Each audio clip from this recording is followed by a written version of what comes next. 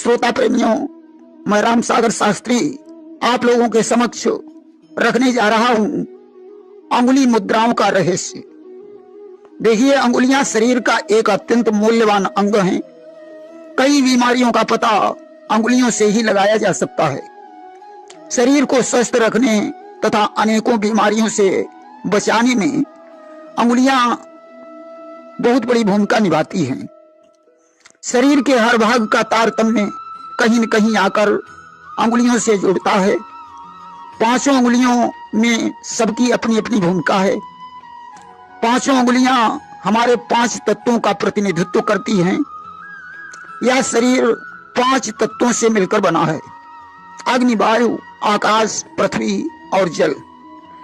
अंगुलियों में अंगूठा अग्नि तत्व का प्रतीक है। अंगूठा के बाद की उंगली तर्जनी वायु तत्व का प्रतीक है। बीच की उंगली मध्यमा आकाश तत्व का प्रतीक है। उसके आगे की उंगली अनामिका पृथ्वी तत्व का प्रतीक है और सबसे छोटी उंगली कनिष्ठिका जल तत्व का प्रतीक है। अगर किसी को दिमागी रोग है तो तर्जनी और अंगूठे के अगले भाग को एक साथ आपस में मिलाएं। इस मुद्रा को नियमित करने से मस्तिष्क संबंधी बीमारियां दूर होती हैं और मस्तिष्क तेज होता है। भूल जाने की आदत और अनिद्रा में राहत मिलती है। ध्यान और एकाग्रता की कमी होने पर भी यह मुद्रा लाभदायक है। इसे सुबह शाम आधा घंटा करने से लाभ होता है। अगर कोई कान के रोग से परेशान है तो तर्जनी और अंगूठे के अग्रभाग को मिलाने के बाद मध्यमा और अंगूठे के अग्रभाग को मिलाएं। इसमें अंगूठे से मध्यमा को नियमित दबाएं। इसे भी सुबह शाम करना चाहिए। कान का दर्द ठीक होगा। कम सुनाई देने वाले को राहत मिलेगी। कान के घाव को ठीक करने में राहत मिलेगी। यदि किसी को हृदय रोग की समस्या हो तो अनामिका के अगले भाग को अंगूठे से स्पर्श करें। इससे मन की अशांति दूर होगी। हृदय की संचार क्षमता बढ़ेगी। इससे हृदय, मन तथा शरीर की कमजोरी दूर होती है तथा शरीर में स्फूर्ति और नव चेतना आती है। इसे दिन में 2 बार कम से कम आधा घंटा करना चाहिए। बीमार व्यक्तियों के अलावा स्वस्थ व्यक्तियों को भी यह मुद्रा लाभदायक है।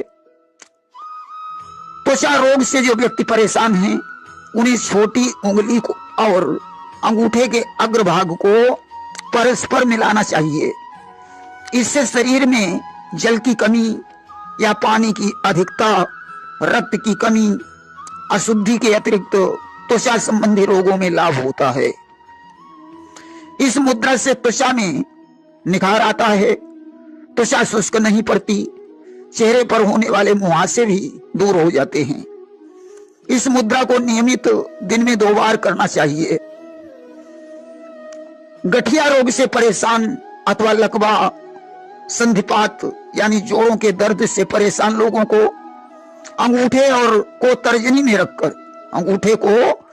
में रखकर नीचे को दबाना चाहिए। इस मुद्रा का नियमित करने से हृदय, रक्त संचार की गति तेज होती है। इस मुद्रा को भी दिन में 2 बार करना चाहिए। जो व्यक्ति दमा रोग से परेशान हैं, उन्हें तर्जनी को अंगूठे के किनारे, मध्यमा तथा अनामिका के अगले भाग को अंगूठे के अग्रभाग पर रखना चाहिए।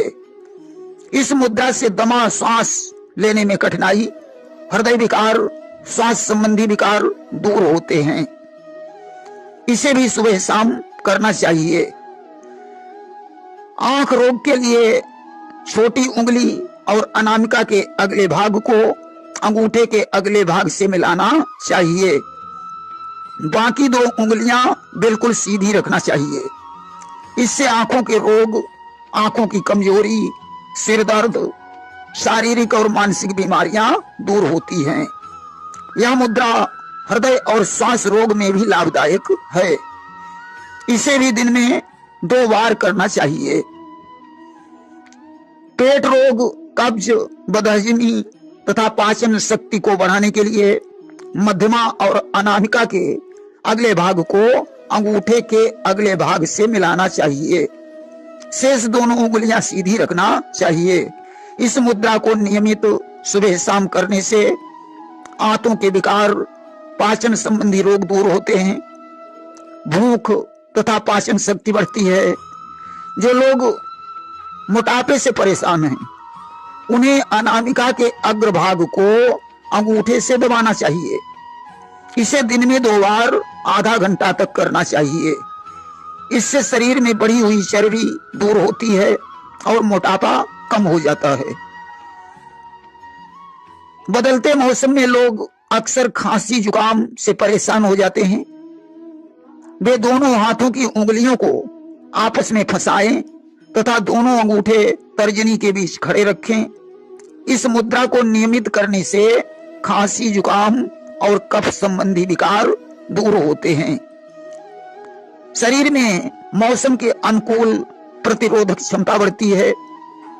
हाथ की उंगलियों से बनने वाली मुद्राओं से हम शरीर के विभिन्न तत्वों को कम या ज्यादा कर सकते हैं। इससे शरीर में आवश्यक तत्वों का संतुलन बनता है और गुणों का विकास होता है। उंगली मुद्रा करने का समय सुबह और शाम है। कम से कम आधा घंटा करना चाहिए।